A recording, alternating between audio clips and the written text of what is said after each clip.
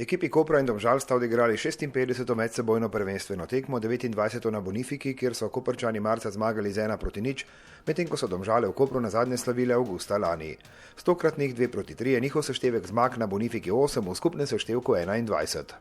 Po pričakovanju je koprski trener Vanoli pred odhodom na povratno evropsko tekmo v Split prvenstveno premiero začel brez nosilcev igre, zato pa s povratnikom Daliborjem Radujkom, ki je bil tokrat v vlogi kapetana. Domžalčani so po 2 evropskih nastopih odigrali 3. tekmo v novi sezoni. Koprčani ob uspešnem prvem predkrogu Lige Evropa, Superpokalu in zmagi proti Hajduku že 5. Domžale torej bolj osredotočene na prvenstvo in hitro prva akcija, ko je Podlogar iz obrata meril preko gola. Prvi koprski poskus je v 10. minuti uspel Lotriču, Vidmar je žogo izbil v kot. Potem pa minute brez strelov proti vratom, zato pa nekaj ostrejše igre. V 29. minuti pa prva odločitev, ko je domžalski kapetan Skubic podal pred vrata, kjer je Žan Majer zanesljivo matiral Simčiča. 4. zadetek Žana v dresu Domžal.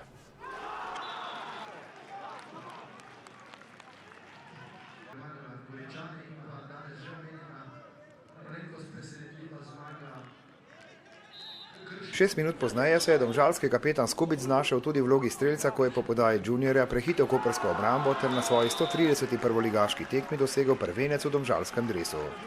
Koprčani so bili enostavno premalo odločni v obrambi in domžalčani so to s pridom izkoristili.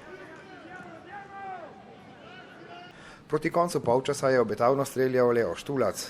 Po seriji prekrškov in opominov sodnika Periča je mladi koprski nogometaš Nik Mršič v 41. minuti prejel drugi rumeni karton. Domžalčani so premoč izkoristili tudi globoko v sodniškem dodatku prvega polčasa, ko je z prostega strela zapretil Morel. Po obrambi Simčiča pa je neuspešno poskušal Podlogar. Ko so v 8. minuti drugega polčasa domžalski rumeni še enkrat izpeljali zmagovito akcijo, po natančni povratni podaji Trajkovskega je Žuninjo povišal na 0-3, je bil Koper tako rekoč brez možnosti. Prednost lani 3. uvrščene ekipe je bila enostavno prevelika, da bi lahko tekma ponudila še kaj razburjenja. Nazadnje tudi zaradi novih domžalskih napadov, kot je bil tale, ko je po kombinaciji Vetriha, juniorja in strelca Trajkovskega posredoval Simčič. A se je zapletlo in to v pičlih 2 minutah.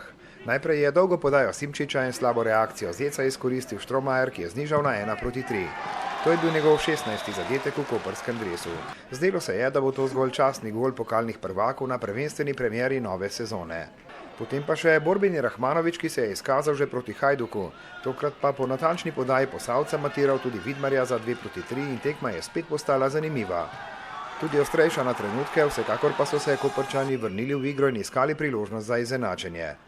Najbližje so mu bili v zadnji minuti, ko je Rahmanovič podal, novinec Vekič pa iz ugodne pozicije zadel prečnik in Domžalčanom je po euforičnih 3-0 na koncu do vseh 3 točk pomagala tudi smola koprskega napadalca. V obeh taborih so seveda premlevali takšen razplet.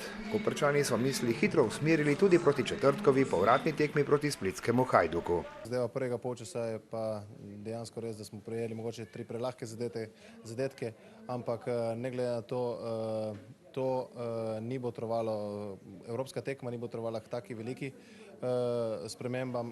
Hteli smo tudi videti te fante, če si zaslužijo oziroma če so sposobni, v kar smo prepričani, in definitivno pa z eno mislijo gledamo malo tudi na tekmo v Splitu in jaz sem vesel danes, da so te fante pokazali, da lahko igrajo za Koper.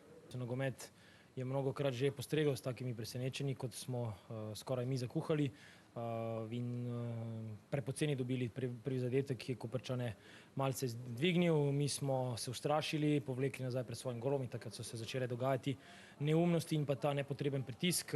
Koper na ta način izredno dobro igra in na koncu še z nekaj sreče to tekmo zmagali.